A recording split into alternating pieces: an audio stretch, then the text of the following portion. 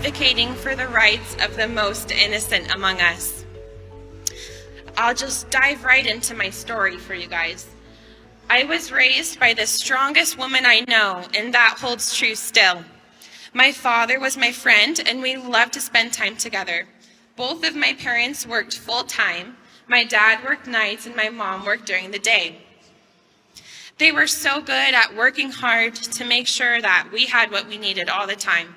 But it did not leave much time for me to build the special bonds with them that I craved.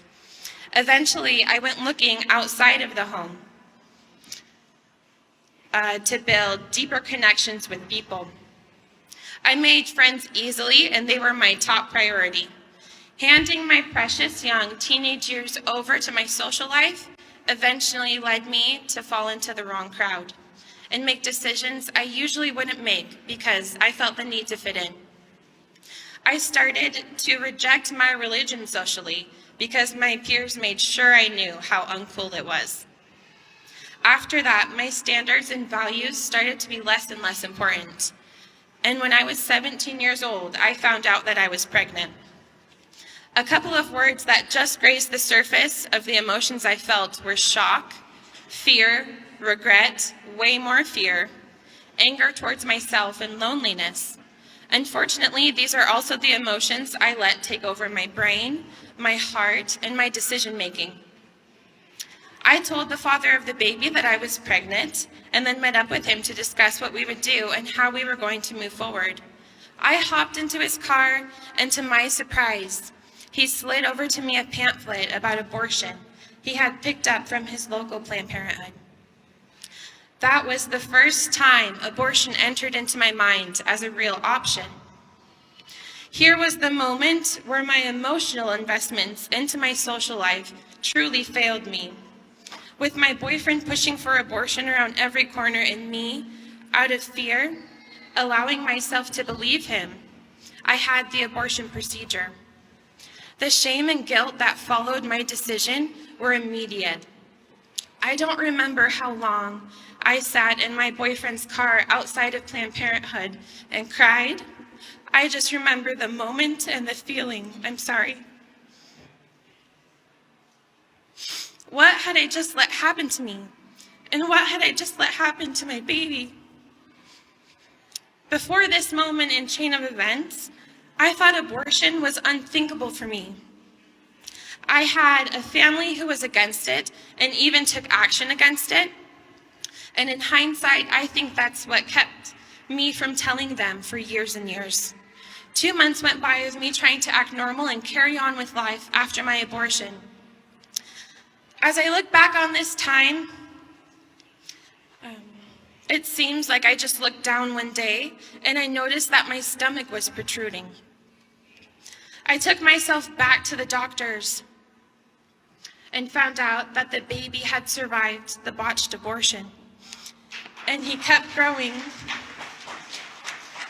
He was a fighter too. I was relieved and I was excited. I thought God was giving me a chance to make up for the huge mistake I know I had made. I thought I had a chance to carry my baby and do right by him this time. I laid there looking at my fully formed baby on the screen and asked if there was a heartbeat because I couldn't hear one. And then as quickly as the thoughts of hope and redemption came to me, they were crushed. By the way the doctor got uncomfortable and shifted in his seat, I could tell the answer to my question. My baby was gone. I thought I regretted my decision before, but that was nothing compared to how I felt now. I did all I could to forget. I abused drugs and alcohol, and I fell into an even worse crowd. Risky behavior reflected my carelessness for my life. I lived in a sort of fog of a reality because I just couldn't face mine. I could not dwell on what I had done, and I vowed to myself, I swore to myself, I would never tell anyone about my abortion.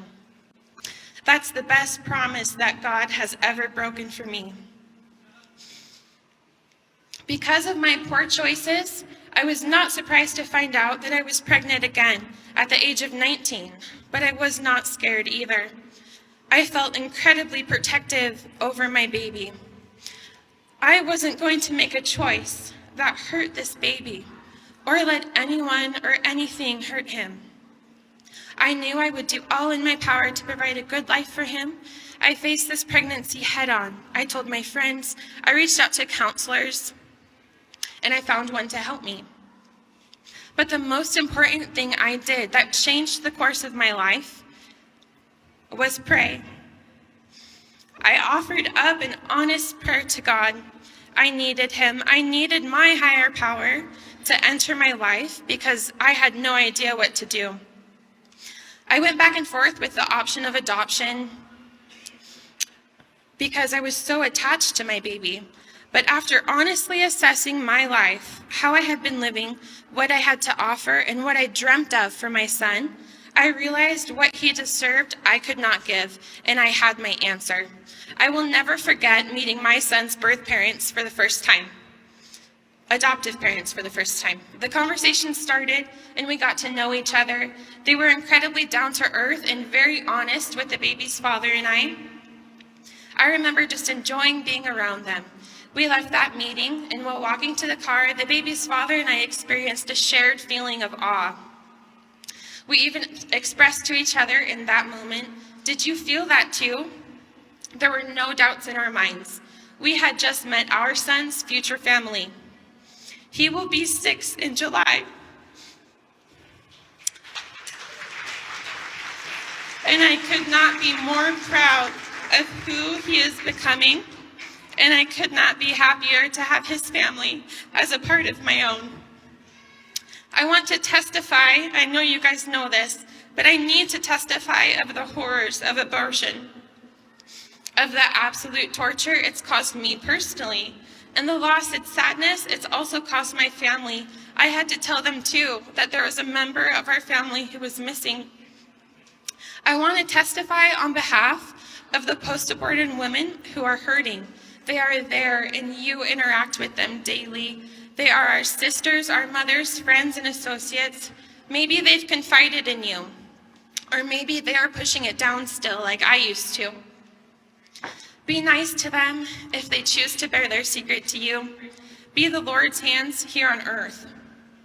There are more women who are hurting from abortion than we realize, but there are resources out there specific for their healing, and I am so excited about Pro-Life Utah's new group called Utah Abortion Healing that I have the absolute privilege to be a part of. If you are post-abortive, please come. Come and connect with other post-abortive women in a loving and supportive atmosphere. I would urge everyone in this room to share Utah Abortion Healing's event on Facebook. You never know who on your friends list needs to see it. Something that has also helped me heal from my abortion is helping others in similar circumstances. I am a Sidewalk Advocate, which means I do my best to offer love and help for people going into Planned Parenthood. One day I met a woman who now holds a very special place in my heart. Our stories were very similar, which made us feel very connected to one another. She allowed me to take her to the Pregnancy Resource Center, where her heart was softened and she chose life. After seeing her sweet baby on the ultrasound, I was so honored to be there with her and see her change of heart, a true miracle that I saw right before my eyes.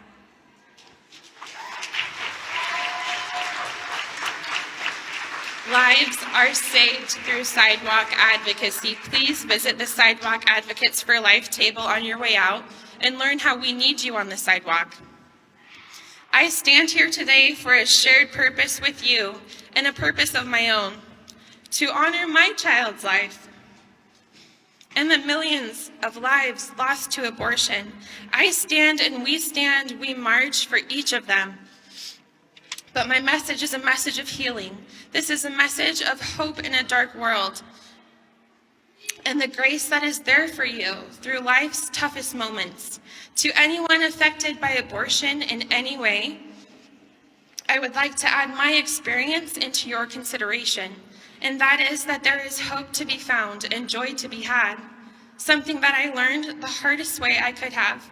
I found forever change and healing through my Savior, Jesus Christ. We may get our healing in different ways, but my earnest prayer is that you get there. I know we have heaven's help in our fight to end abortion. Thank you so much, and God bless.